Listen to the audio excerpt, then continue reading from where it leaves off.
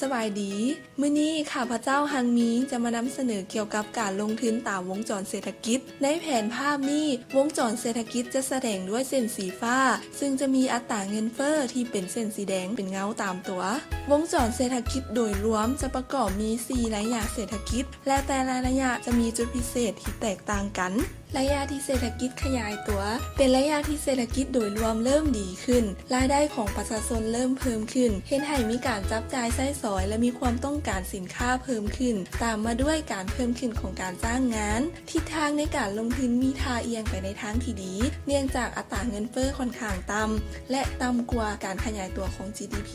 และสถาบันการเงินพากันปล่อยสินเชื่อในอัตราดอกเบี้ยต่ำเพื่อเป็นการกระตุ้นการลงทุนของผู้ผลิตดังนั้นการลงทุนที่จะให้ผลตอบแทนที่ดีในระยะเศรษฐกิจนี้แม่นการลงทุนในหุ้นสามัญโดยเฉพาะกลุ่มธนาคารธุรกิจขยายตัวแฮงเพราะมีหลายบริษัทต้องการเงินทุนนอกจากนี้แล้วกลุ่มอสังหาริมทรัพย์ก็เป็นอีกทางเลือกหนึ่งที่จะให้ผลตอบแทนที่ดีเพราะเป็นระยะที่มีการขยายตัวและมีความต้องการสูงที่สุดระยะเศรษฐกิจรุ่งเรืองเป็นระยะที่เศรษฐกิจมีการเติบโตสูงสุดการลงทุนดำเนินไปได้ด้วยดีและขยายตัวไว้ผู้ผลิตมีความมั่นใจในผลตอบแทนเห็นให้มีการจ้างงานเต็มที่เมื่อการจ้างงานเพิ่มขึ้นประชาชนก็มีรายได้เพิ่มขึ้นสามารถจับจ่ายซื้อสินค้าและบริการได้ด้วยเหตุนั้นราคาสินค้าจึงมีท่าเอียงสูงขึ้นซึ่งอาจพาให้เกิดภาวะเงินเฟ้อในระดับสูงและจะสูงกว่าการขยายตัวของ GDP ดังนั้นการลงทุนในค้ำจึงมีความเหมาะสมที่สุดเพราะราคาค้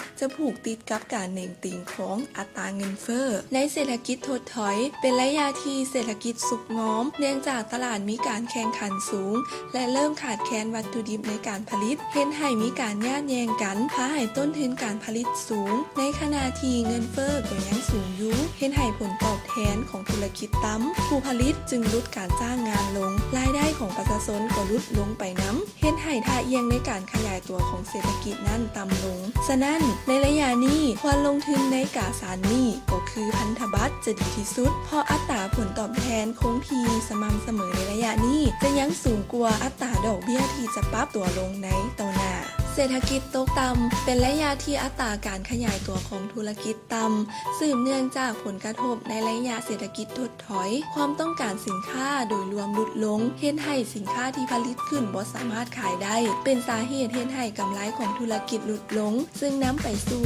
การบางงานย้อนการลดลงของกำลังการผลิตเพื่อลดพรความเสี่ยงในการขาดทุนของผู้ผลิตในภาคส่วนของรัฐบาลโดยส่วนใหญ่แล้วแทนมีการนำใช้นโยบายเงินตราด้วยการลดอัตราดอกเบี้ยลงเพื่อกระตุ้นให้ภาคธุรกิจมีการปรับตัวและสามารถเข้าถึงแหล่งทุนได้ดังนั้นในระยะนี้ควรหลีกเลี่ยงการลงทุนโดยเน้นการถือเงินสดหลายกว่าหรืออาจจะแบ่งส่วนเงินมาลงทุนในตราสารหนี้โดยเฉพาะแมนพันธบัตรรัฐบาลที่มีความปลอดภัยสูงที่สุดหรือลงทุนในหุ้นคุณภาพพอระยะนี้ราคาหุ้นเหล่านั้นจะต่ำและจะฟื้นตัวในระยะเศรษฐกิจถัดไปด้วยเหตุนั้นการศึกษาที่ดีเกี่ยวกับวงจรเศรษฐกิจและประเด็นที่ปิ่นอ้อมเวียกงานเศรษฐกิจจึงจะสามารถช่วยให้ทานกำหนดทิศทางการลงทุนได้อย่างมีประสิทธิภาพและสร้างผลตอบแทนได้อย่างเต็มที่ในสภาพเศรษฐกิจที่แตก